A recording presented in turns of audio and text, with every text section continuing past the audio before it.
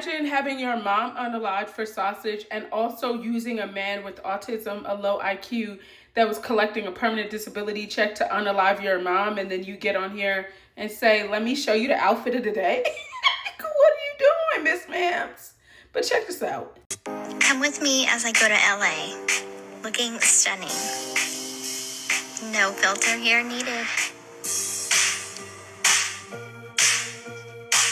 Outfit choice of the day. And I picked the outfit that y'all chose. Option number 2. Thanks.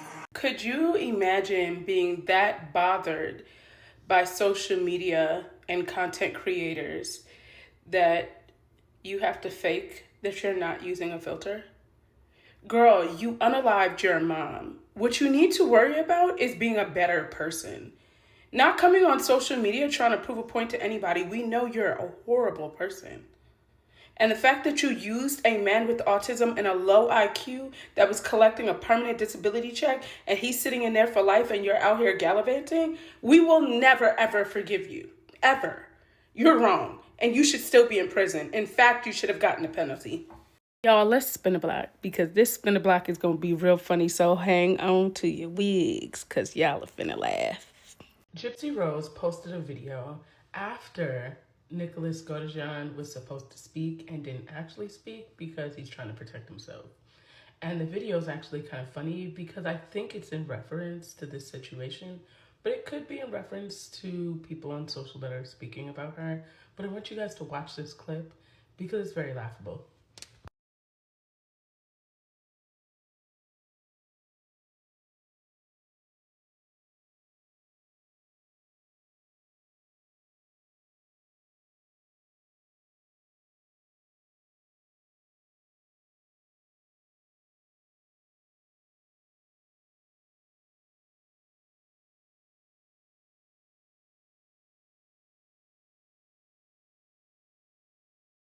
Sure, she was on pins and needles waiting for Nicholas GODEJOHN to speak. And now that he didn't, she's like, they're just mean. So now she's victimizing herself. Y'all, irony about this is what's mean is that there's someone sitting in prison for life behind your manipulation. What's crazy is it's just wild. Everyone's mean. She's always the victim. But really the reality is you're the perpetrator. What is going on?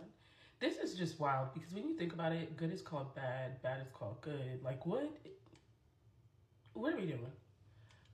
World, what are we doing? Y'all don't think this is crazy? This, like when you really think about this in hindsight,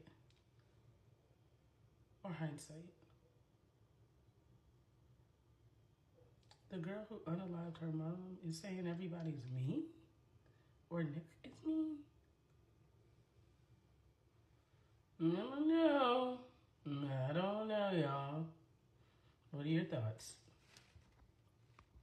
Look who showed up on my FYP. Look who unblocked me. Yeah, I can't make this up. I feel like this is a game.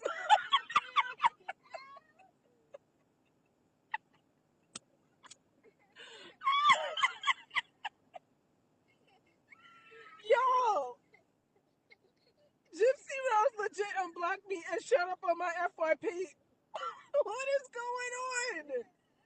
This seems like the Hunger Games. I'm so dead. Y'all, I'm in tears. You can't hold me down. What did she say? You can't hold me down. I'm living my best life. I don't remember, but I'm telling you.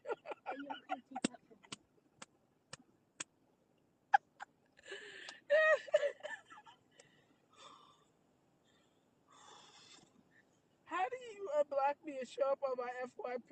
Like, make it stop.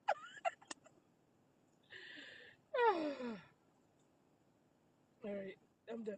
All right, we still have no update on Nija.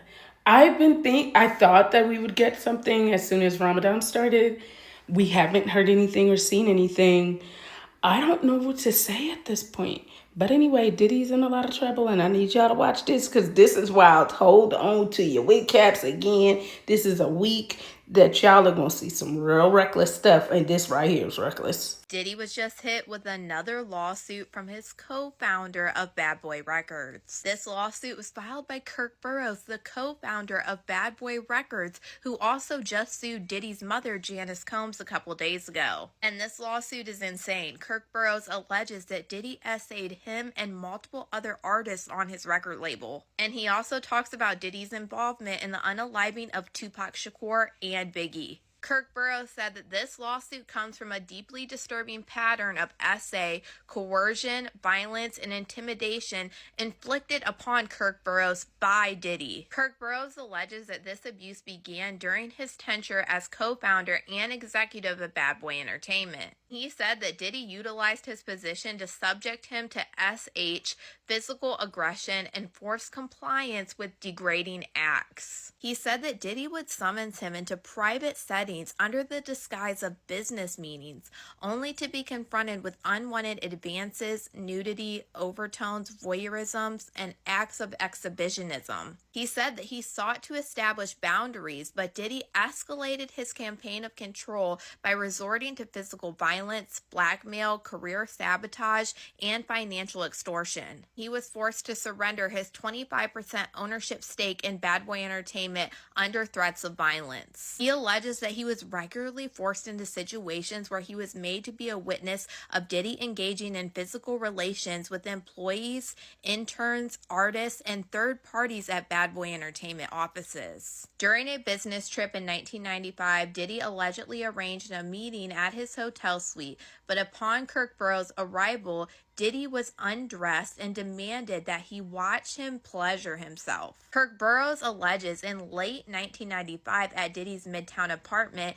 Diddy physically restrained him, preventing him from leaving by removing his keys, pinning him down onto a bed, and simulating physical acts until he was done. He believes that Diddy engaged in this behavior as a demonstration of power and to ensure that he felt powerless to resist his advances. He alleged that in the office, Diddy would frequently grab him inappropriately and would corner him in confined spaces while making explicit comments about what he expected from him. He alleged that on one occasion, Diddy asked him to hire homosexual male interns and employees because he believed that they would worship him and succumb to his advances and work without ceasing. Kirk Burroughs also alleged that Diddy requested that he give him handies, blowies, and to use objects on him in the back door. He then alleged in 1996, Diddy stormed into his office with a baseball bat, accompanied by an in-house counsel, Kenneth Masalis, and issued an ultimatum for him to sign over his 25% stake in Bad Boy Entertainment or face violent repercussions. And Kirk Burroughs has talked about this part for a long time. He actually tried to sue Diddy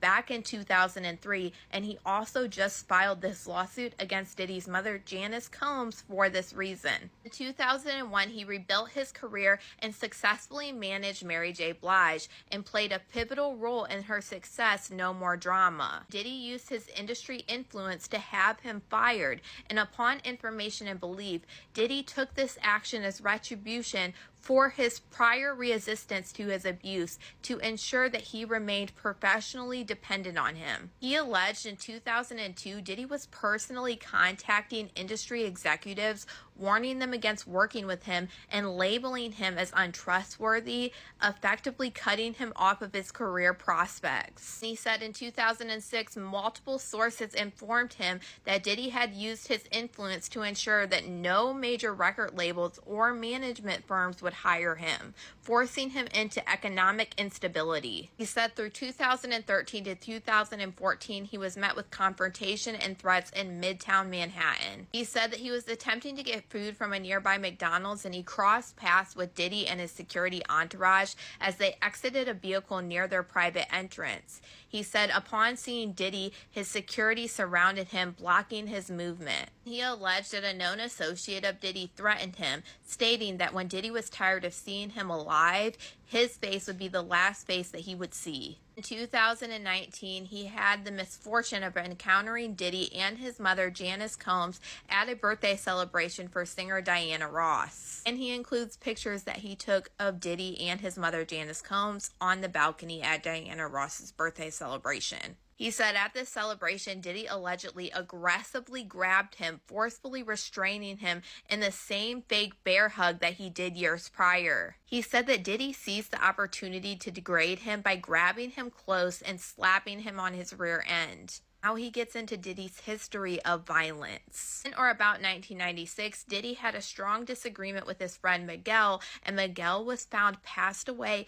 in his office in 1996. He also alleged that Diddy orchestrated an assault against the members of the R&B group Jodeci. After the success of Jodeci's first album, Diddy remixed Come and Talk to Me and Forever My Lady, and the group decided that they did not want Diddy to be their artist and development representative for their second album. Upon Kirk Burroughs' information and belief, Diddy sent enforcers to brutalize Jodeci due to their rejection. Jodeci sought refuge with Suge Knight to organize their business and rescue them from Uptown Records and Bad Boy Entertainment and Diddy. Suge Knight traveled to New York and walked into Andre Harrell's office and compelled him to release Jodeci while running for his life, and Andre Harrell complied. And this lawsuit is so long, I had to break it into two parts, so go to the next part to hear everything that Kirk Burroughs had to say that Diddy did when Tupac and Biggie Smalls passed away. And y'all, let me know what you guys think about all this in the comments.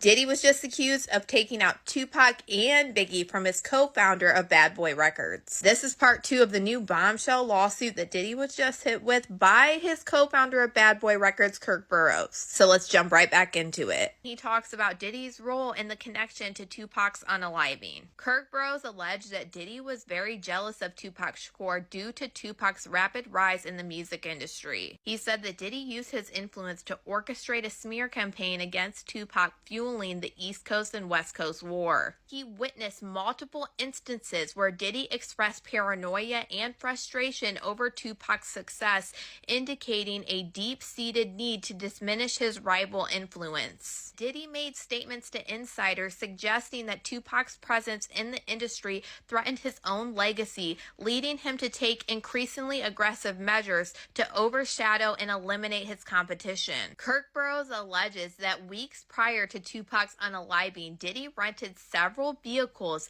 and instructed several men from Harlem to drive those vehicles from New York City to Vegas. Kirk Burroughs said that he questioned the logic of this decision, and he said that it would have been more cost-effective to have the individuals fly. He rented the vehicles, paid each individual $150 per day, and he was also directed to pay for the driver's hotel stay. He then alleged that Diddy told him to request reimbursement for the rental cars, hotels, and the money from their parent company at the time, Artista Records. And he said that he believes that Diddy was reimbursed between $30,000 and $50,000. He then talks about Diddy's exploitation and control and betrayal of Biggie Smalls. He said that Biggie had grown increasingly frustrated with his financial situation under Bad Boy Entertainment. Despite selling millions of records, he was not receiving his fair share of the profits. In the months leading up to his unaliving, Biggie renegotiated the contract with Diddy and secured a majority share of his royalties. He also limited his commitment to Bad Boy Entertainment, having started his own label and signed his own artist. Kirk Burroughs said that Biggie's decision to take control of his career and his earnings angered Diddy,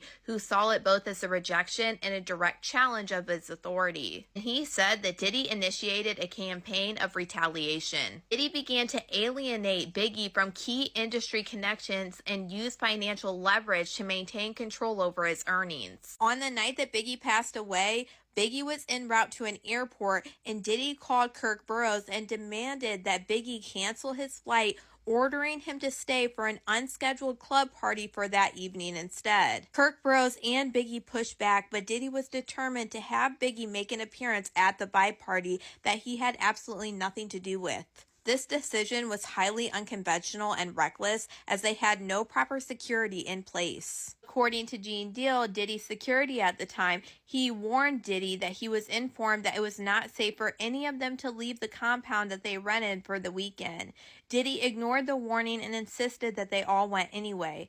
Diddy was the only person in the entourage with security detail. Right after Biggie's unaliving, Diddy was thinking only of himself. He did not even have the decency to wait for Miss Wallace to arrive, as she had a flight en route at 8 a.m. from John F. Kennedy Airport to New York City to see her son. Diddy then contacted his longtime fixer, Clarence Avant, a powerful industry executive with deep connections, including with law enforcement. Avant used his influence with the LAPD police captain to facilitate Diddy's discreet escape from Los Angeles. Diddy allegedly was transported to a private airport via trunk of a police cruiser, allowing him to leave the city undetected as local gang members were searching downtown Los Angeles for him. The week after Biggie's unaliving, Diddy launched a public campaign saying that he was going to give Biggie a funeral fit for a king. However, behind the scenes, Diddy and his lawyer, Kenneth Mercedes, forced Kirk Burroughs to turn over Biggie's last contract, which had been negotiated to give Biggie greater financial independence. Diddy then instructed Kirk Burroughs to alter the agreement, awarding himself 100% interest in Biggie's works. Kirk Burroughs said that he refused to comply, but he was forced to hand over the original documents to Mercedes. When the contract was returned, the only parts that remained unchanged were the cover page and the signature page, but the body of the agreement had been entirely rewritten. And Kirk Burroughs said if that wasn't bad enough, Diddy charged Biggie's artist expense account for the full cost of his funeral, even though he gave public statements saying that he was being generous and he was going to give him a funeral fit for a king. And Kirk Burroughs said that Diddy's exploitation of Biggie did not end there. 3 months after his funeral, Diddy released an album titled Puff Daddy and the Family No Way Out. And he said that he had to rely on the gifts of the survived bad boy artists to complete the album. With Biggie and Tupac out of the way, Diddy seized the opportunity to crown himself the king of hip-hop. He said a couple weeks later, in less than 4 months after Biggie's funeral, Diddy declared him the new king of hip-hop in a Rolling Stone magazine. This whole lawsuit is honestly absolutely insane, but the fact that we get to hear all of this in real time from somebody that worked very close with Diddy and somebody that was there when Tupac and Biggie were both unalived, and they are drawing the connections to Diddy once again, is honestly amazing to see. And even him coming out with his own allegations on everything that he had to go through while working with Diddy is insane. But y'all let me know what you guys think about all this in the comments. All right, y'all. I hope you guys enjoyed this. I have another video I want to do tonight, but just hang in there.